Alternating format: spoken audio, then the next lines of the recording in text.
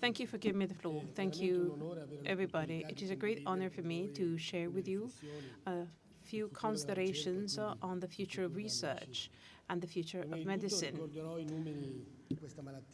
Let me refer to a few figures of this disease, cancer, that I have studied for over 30 years as a researcher and also as a patient as of late. Then I'd like to identify some of the milestones, and then I'd like to identify the guidelines for the research to come. I'll be referring most specifically to oncology and clinic, and then Professor Pellicci will tackle the same subject from the point of view of preclinical and biological research.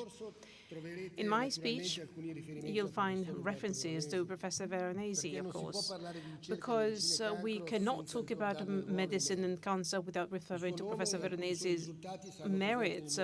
Indeed, I'm going to talk about the result of his research and his work, and whenever I walk in the Istituto Nazionale dei Tumori di Milano, I feel awe and wonder when I understand that I am in the same office that was of Professor Veronesi, and I'm always thinking about him whenever I go to work, not just today. Research to come, well, it should be some kind of patient-based research, less reactive and more proactive, a type of research that should be better based on our skill in anticipating tumor, getting to know patients, and more of a participatory research. We have to treat the patient and not the disease. And this is a statement made by Professor Veronesi. This is going to be also the end result of our approach. It all started up when Richard Nixon started the war against cancer, thinking that the problem could be done away with shortly thanks to major financing. And then there's a more recent initiative by President Obama, financing what we call precision medicine, that ideally should enable us, and has already enabled us in a certain way, to get to a better, a more personalized medicine. The mortality due to cancer has gone down as we are better at treating and healing and curing many of the tumors in our bodies. We can treat as many as 60% of the tumors as against the 50% of a few decades ago. And there are some success stories for a number of tumors, such as breast cancer. Such an achievement cannot be totally satisfactory. Indeed, cancer is still the second reason why we die. In Italy, there are some 1,000 new cases of cancer, and the incidence has increased because there are three major phenomena at stake. Indeed, we are better at diagnosing early cancer, even when there are no symptoms. We are aging, and as cancer is a degenerative disease, there's a higher risk of getting cancer when you get old. And then there's a third factor in that the risk factors are still there. For example, air pollution, poor habits, as for example, bad nutrition and the bad diet, and bad habits also in our entertainment, and the lack of exercise. There's an increase of the new cases of cancer, but we are better in treating and curing thanks to early diagnosis, allowing for better treatment, more effective treatment, sparing technologies, and we can resort to surgery and radiotherapy, as well as drug treatments that are available off the shelf now, thanks to the new molecules and immuno drugs, for example. Well, there has always been this opposition between new forms of cancer and new approaches. But in Italy, there are more than 3 million people, apparently 3,300,000, that are coexisting with cancer, that had cancer and are still cancer-free. So they have overcome the trauma of diagnosis with a hope to shifting from long-term survivors to totally cured people. 3.5 million implies 1 out of 20 Italian citizens. We haven't been always successful. For example, in the cases where we have cancer that is detected very late, involving many organs or tissues, or when after an apparent treatment, the tumor reappears. Under certain conditions, we still have to work a lot. There are some small results that are visible in some tiny small groups. We can control the disease, we can prolong life, but we cannot grant healing. Research played an important role in this long process, especially Italian research. As Umberto Veronesi has said over and over again, doubts are to be done away with scientific rigor, with methodology, and with experimentation, with a combined effort in combining, therefore, basic research and advanced research. You can treat patients where research is carried out. What kind of research have we seen over the past 30 years? Well, we can identify different stages. At the beginning, we have seen drug treatments and radiotherapy and surgery that could lead us to thinking that cancer could be curable. There has been a clinical stage where, after the observation of reality, questions were raised, generating pioneering studies that led to treatment patterns for patients that hadn't been treated earlier, shifting results from one disease to another.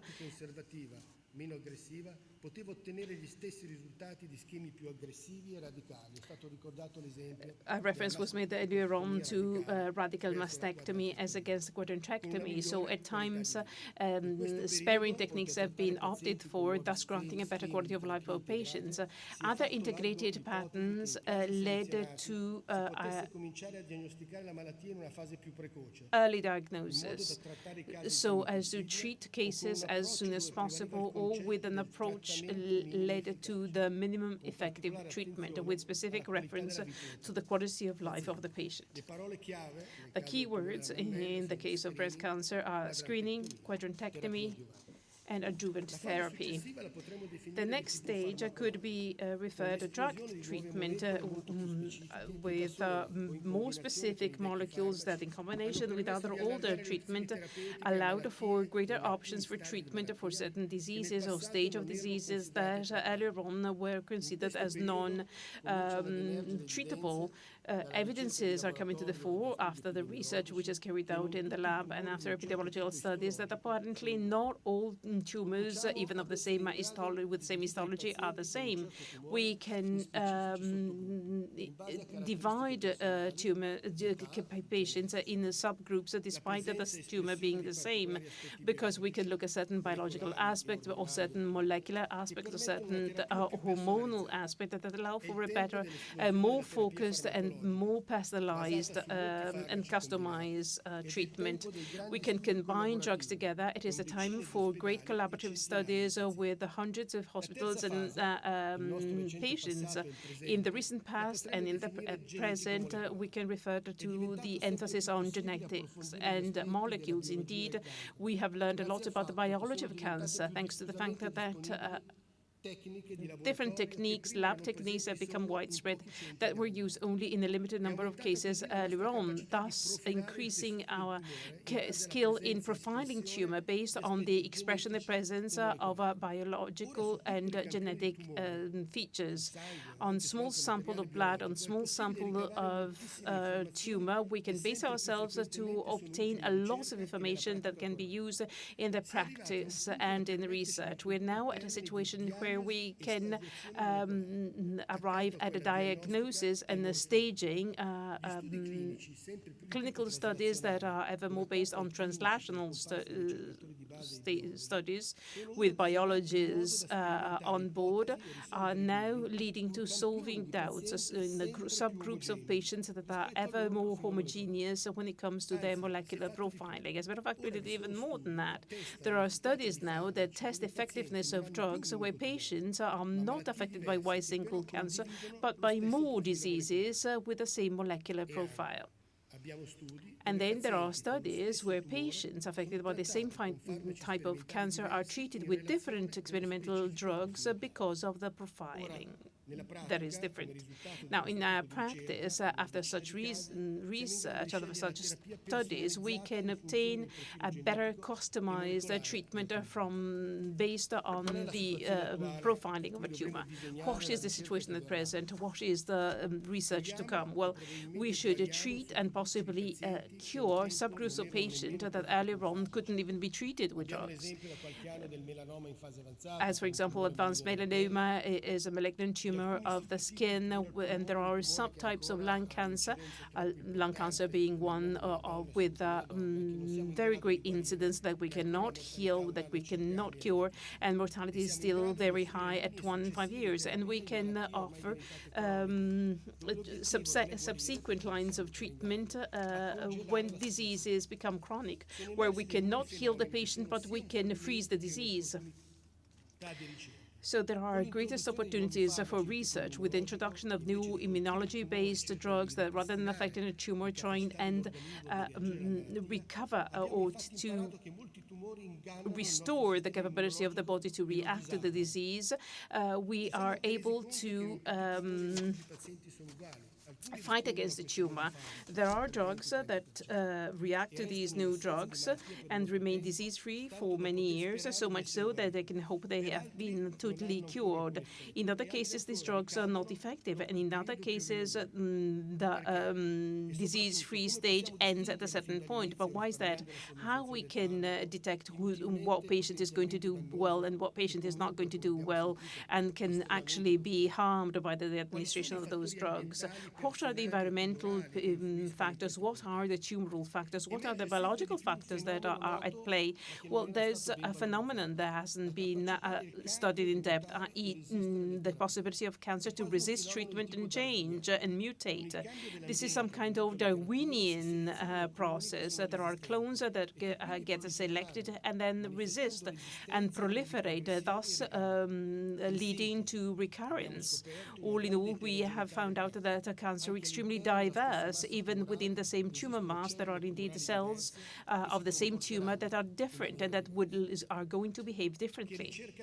What type of research are we going to carry out? It is going to be ever more technology-based. It should be focused on the patient as a whole.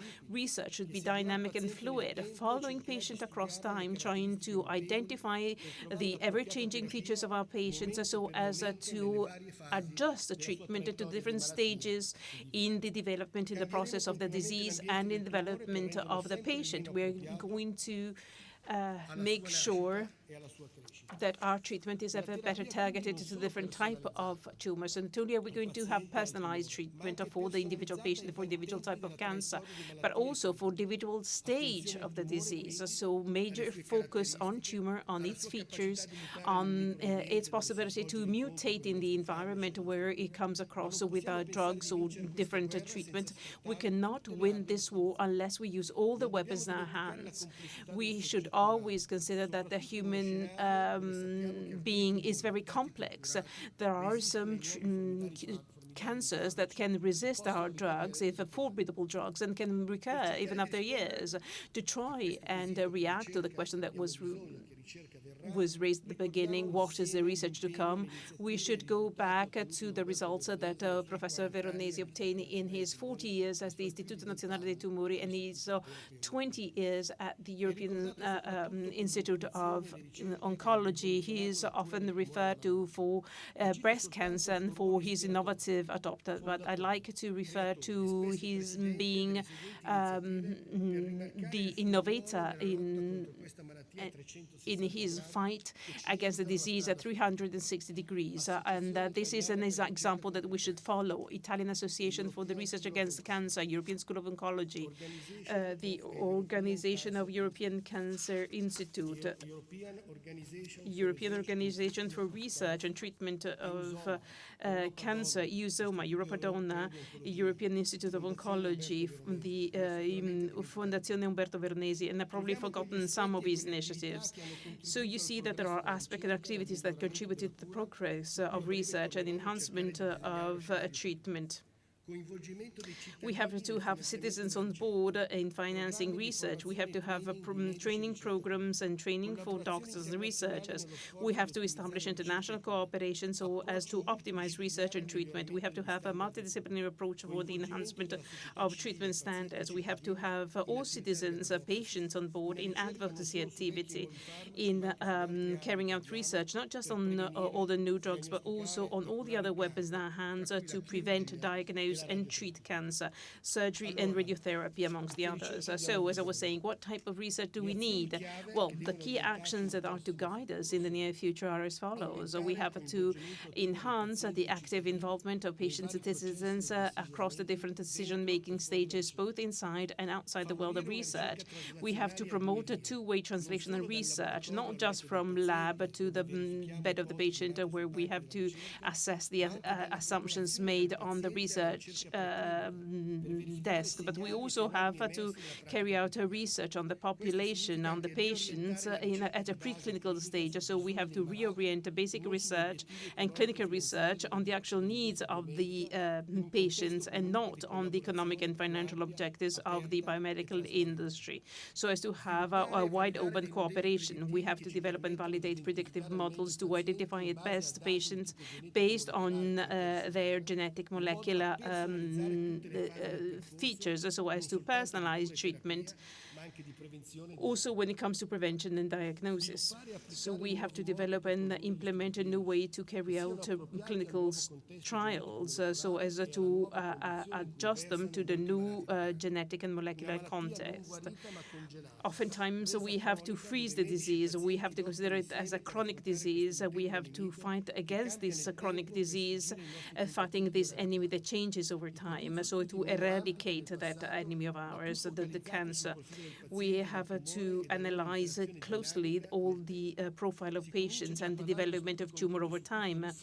The reference is made also to very small cases, at times even individual patients that are to be followed and treated experimentally based on the way they react to individual drugs.